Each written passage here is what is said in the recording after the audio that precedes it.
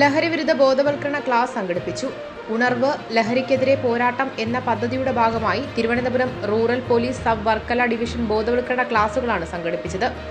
Vakkom GVHS passing out പരിശീലന പരിപാടിയിൽ പങ്കെടുക്കാനെത്തിയ 13 സ്കൂളുകളിലെ വിദ്യാർത്ഥികൾക്കായിട്ടാണ് ഉണർവ് ലഹരിക്കെതിരെ പോരാട്ടം എന്ന പദ്ധതിയുടെ ഭാഗമായി ബോധവൽക്കരണ ക്ലാസുകൾ സംഘടിപ്പിച്ചത്.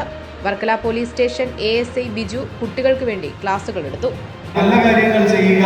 ഏതെങ്കിലും പ്രവൃത്തിയിൽ ഡാൻസ് ചെയ്യുന്നവരുണ്ടാവും, പാട്ട് പാടുന്നവരുണ്ടാവും, പുസ്തകം വായിക്കുന്നവരുണ്ടാവും. പിന്നെ നിങ്ങൾക്ക് പൊതുവെയുള്ള ഒരു കാര്യമുണ്ടല്ലോ, എന്താണ് പഠിക്കണം എന്നുള്ള ലഹരിയില്ലേ?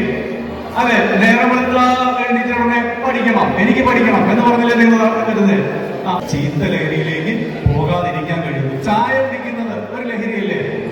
കുറെ ആൾക്കാർക്കെങ്കിലും വൈകുന്നേരം ആകുമ്പോഴത്തേക്കും അല്ലെങ്കിൽ രാവിലെ ബെഡ് കോഫി കുടിച്ചില്ല എന്നുണ്ടെങ്കിൽ വൈകുന്നേരത്തെ ചായ കുടിക്കുന്ന സമയത്ത് ചായ കുടിച്ചില്ല എന്നുണ്ടെങ്കിൽ ഒരു അസ്വസ്ഥതയായിരിക്കും. ചിലപ്പോൾ അത് തലവേദനയായിട്ട് തോന്നാം, അല്ലെങ്കിൽ ഒരു ഉന്മേഷമില്ലായ്മ ഒക്കെ തോന്നാറുണ്ട്. അങ്ങനെയുള്ള എത്ര പേരുണ്ട് ചായ ലഹരിയായിട്ട് ഉള്ള, ചായക്ക് അഡിക്റ്റ് ആയിട്ടുള്ള? ഒന്ന് കൈ ഉയർത്തി. എന്ത് ചെയ്യാം? Coffee കുടിക്കുമോ?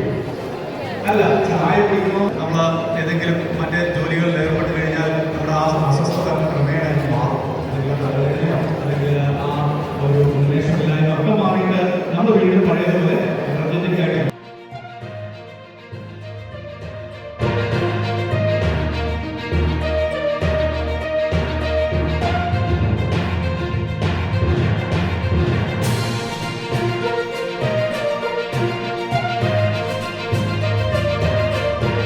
News desk Vakkam media.